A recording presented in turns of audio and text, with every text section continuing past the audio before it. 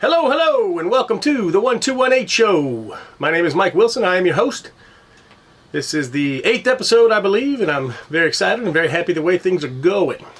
If you're enjoying the show, if you've been paying attention, watching, or listening, depending on which avenue you choose to tune in to the podcast, I appreciate it. If you have a YouTube account and you haven't done it yet, please go to the website, www.the1218show.com, and click on the link to the YouTube channel and subscribe, please. That would be great. Would help me out a lot. Subscriptions mean a lot. Subscriptions help the channel grow and help all this kind of unfold and happen. So this is one of those things that I think I've mentioned before. I wish I'd done, quite some time ago. But you got to start somewhere, and I'm just hemming and hawing because I've always been one of those guys. So until I have it done exactly right, I won't do it. But that's just a silly way of thinking, and I had to get out of my own way and say, listen, fail your way to success. Like, just do it. Figure it out as you go. And I think that goes with a lot of things in life, and I think a lot of people are stymied by their own, I don't know what the word is, insecurities, I guess, or fear failure or whatever. And it's funny because people have always, I've got a lot of balls. Like, I have no problem taking risks. But I think that the older I've gotten, the more sheepish I've became. So I just wanted to say that I am going to make mistakes, and this is going to flip-flop along until it becomes good and successful. So thanks again for paying attention so far. And like I said, if you haven't gone to the YouTube channel yet, please do. Give it a subscription there so that we can get the subscriber base going. And, of course, you can listen to it on Apple Podcasts or on the website itself. For the YouTube thing, it's kind of funny. I started doing the little editing things. I'm learning how to use the editing software, and so like when I did the movie episode a couple episodes ago, I put up little pictures of the thing next to my head, and that sounds silly, but it's kind of fun. I'm getting better at that kind of stuff, so I'm gonna continue to get better at those types of things. Make the channel itself more entertaining if you are a visual person and wish to watch it. So anyway, this is interesting because I know the last episode we talked about Bar Coastal, which has been my place of employ for 21 years, and it's closed, so I'm officially unemployed. So that's another reason I need this channel to grow, and I need it to grow quick. Share it with your friends if you like what you're hearing. I think a lot of good things are going to come of this. I'm really enjoying doing it, and I'm really enjoying the response and the feedback. So keep it coming, keep listening. Thank you so much, and share it with your friends if you find something or a topic that you think that they are interested in. Please pass it along. Excuse me. Okay, what did I have in mind today? Of course, I'm drawing a blank. I wanted to talk about... next week, I'm going to have... Tentatively scheduled next week, I'm going to have my buddy Johnny on here. You guys are going to love him. He's crazier than hell. I don't even know what else to say about him. We're going to have a lot of laughs. I'm certain of it. He's a comedian. He is a conspiracy theorist. He is a ball of laughs and a satirist. He has been banned from comedy clubs. He's been banned from YouTube. He's been banned from pretty much everything because he's just crazier than shit. And he's not afraid of anything. So his story is amazing. His humor is second to none, and so original and so neat that we're gonna have a lot of fun. I plan on having him on a lot. And he's had quite a bit of success in the digital world with his programs and shows and whatnot. So I think what I wanted to talk today was about health. So for those of you who don't know, I do push-ups every day. We're going to talk about that in a second. January of 21, I was at the heaviest I've ever been in my life. And it was, I just woke up for the new year and I'm like, what am I doing? So since then I've lost 40 pounds. That's not even close to where I need to be. My total needs to be about 100 from where I was on that day. So I've got 60 pounds to go. I'm going to do this with you guys. I'm going to move along, getting more in shape. You know, the science, well, this could go in a million directions. The science has now lost meaning. Like, it's so weird. You could, just this last year with COVID and all that, or 2 years with COVID and all that crap, there's, you know, you say the science and people just like, ugh, because it doesn't hold the same meaning they used to, because people suck. And so much fake information has been coming out, and they're saying follow the science, and it doesn't even make fucking sense. It's not science that they're following. It's dumb. But that's a whole other topic, and we're gonna have plenty of episodes on this shit. So, but the scientific research behind food and processing all of these things. I mean, we all know now that the food pyramid that most of us went to school with is garbage. Like, all that stuff, all the health guidelines that they promoted for all those years is just not right. And so there's logic. So applying the logic and the science to all this stuff, there's a couple of things that have kind of been tossing around in my mind lately, and I think it's kind of funny. So you hear quite a bit about these people using intermittent fasting. Now, that's a pretty broad category. They say you fast for whatever it is, 12 hours. I mean, different programs, different ways of fasting and all that kind of stuff. Some people, and then a couple times a year, people go on 4-day fast, 5, all these wild ideas, and all of that is interesting. And I've looked into some of it, and plan on sharing with you as I learn more and do what I do as I continue to shed the weight.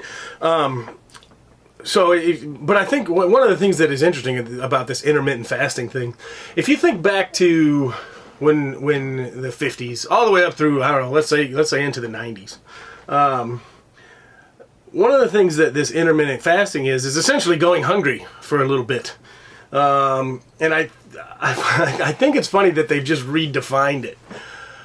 If you think back to when you were a kid, or even, and then earlier throughout time, let's say you get home from school, or from work or whatever, and, you feel a little ping of hunger, and you say, and you grab a snack, but your grandparents or your mother even might have said, don't spoil your dinner. Don't spoil your dinner. You won't be hungry for dinner. Dinner's at 6, so you can wait 2 more hours. And that's true, and that's necessary. I think that we've got to this point where people are mistaking not being full for hunger. I don't think it's okay to not have a full belly all the time. That hunger, feeling the sensation of wanting to put something in your stomach is okay. Drink some water and move on. The idea that, I'm so hungry, and it's like, you had lunch. It's only 4:30. You can wait 2 more hours till dinner. These little mental games. You're not hungry. Hunger is a real thing that people, especially in third world countries and throughout history, have really experienced. You're not hungry. You're not hungry. You're just not full. There's a difference, and I don't want to be too preachy, but I get frustrated, and again, I am always an open book, and certainly aware that I have been this person 1,000 times. I mean, when I gained most of my weight a few years back, I was eating. I was constantly eating all day, every day, just whatever. I'd eat a whole pizza. 2 hours later, I'd have more, whatever, junk food. So I want to. We're gonna do this in baby steps. I'm not trying to throw too much information that I've learned, or as I learn, all in one thing. But I wanted to address this particular aspect of it, this hunger thing, because you're not hungry. You're just not full, and that's a major difference. And think back to the times when your parents or grandparents said, "Don't spoil your dinner," or "I'm hungry." "Oh, well, that's all right. Go outside and play. Dinner will be ready in 2 hours." And you just did it. And the obesity and the overweightness and all of the bad health that comes along with that wasn't as much of a problem as it is now. Nowadays, oh, well, grab yourself a snack, and then they have a bag of chips or whatever. I mean, it could be anything. Maybe it's an apple or even a banana. But sometimes it's not, even if it's healthy food, it's not necessary to have right then. You can wait a little bit. Because if you think about this, the basic logic behind it is, if there's food in your stomach, that's where the energy is being pulled from, right? So fat is technically stored energy. That's what it's that's what it is. That's what it's called. That's what we've always known. Fat is stored energy. So if you have food in your stomach, your body is not going to pull from the reserves. Fat is the reserves. So even if you're a little hungry and you put something in, your body. If you're a little hungry, your body's maybe starting to chew some of that excess. But as soon as you put something in your stomach, even if it is something healthy, even if it's, I don't know, like zucchini, whatever. I don't even know if that's considered healthy these days or not. I got to look that one up. But if you put an apple in your stomach, well, instantly your body stops pulling from the reserves and starts chewing on the fuel that you just gave it. It's always going to pull from your stomach first before it ever touches the reserves. The reserves are exactly that. They're called the reserves. That's the fat that you carry. So now again, this is a very elementary level discussion that I'm kind of having with myself / with you. But I don't. But that's the very basic logic behind it is this intermittent fasting that everyone talks about, or go eat, not eating for 10 hours or whatever. That's actually necessary and good. It gets your body to pull from the reserves and use some of that stuff. Now, if you're Michael Phelps or a major athlete, or if you're training for something, whatever, that's a whole different topic. We're just talking about most of the people that are carrying some pounds and they want to lose weight. They've tried this, they've tried that, they've done this, they've done that. And the fact is, for most of you, not shoveling food in your face every time you get a ping of hunger, and when you do finally eat, not eating garbage, is going to be the answer. Now, there's going to be specifics that, if you really want to get strict and get shredded and get a six-pack and all these things, there are specific foods that you should eat for this. There are things that you can put in your body that when your body eats it, it will eat it, use what's needed from it, and almost instantly go back to pulling from the reserves. That's all the science behind it, quote unquote. The dietitians. I've been reading a book that was recommended to me by a guy that I'm also going to have on the podcast here, Dr. Joseph Mercola, who's written several books on this. He's been a pioneer for new diets and new ways of eating. I don't want to call them a diet, but new ways of putting the fuel in your body that you need. So that's what I want to kind of mention today. I'm gonna make this one a short one. But I just wanted to say that this intermittent fasting thing is just another way of saying go hungry for a little bit. Wait till dinner time. Wait till lunchtime. There's no reason to graze. And anytime, if your stomach's empty and you throw something in there, it's now pulling from that.